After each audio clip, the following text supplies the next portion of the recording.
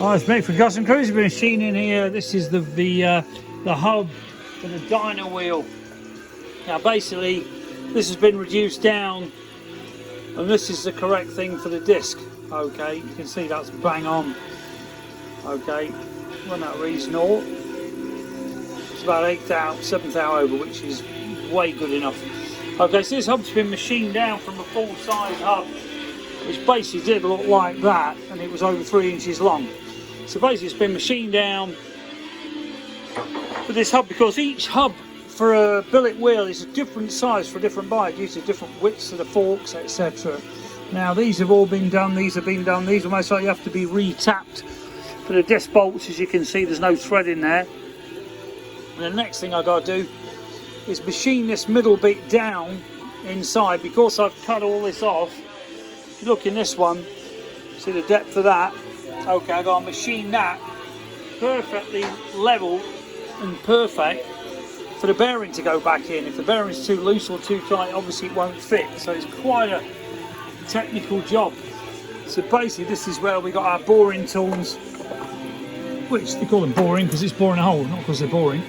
But you know, one of these tools here will basically go in there and make this the correct size and depth, because at the moment obviously we machined off 400 and something thou, which means if you compare it to this one, you see the depth difference.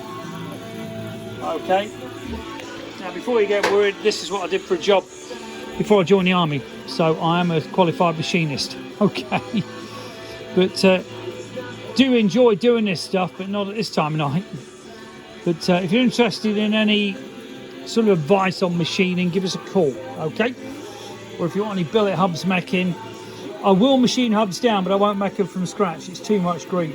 But I've got hubs up to 10 inch, so if you want a 330 wheel making, that's not a problem. We can machine the hubs to fit, but it isn't cheap, I'll be honest with you, because the labour and the fact I might scrap them is very worrying. Okay, give us a call, 01773835566, customcruisers.com.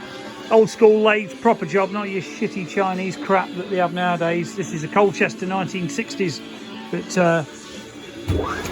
proper job, it really is. Cast iron bed, weighs about 3 fucking tons to get the thing here. When I had to do it with it bent the crane we used to get it in here. You can see the quality of this thing. Okay, thank you.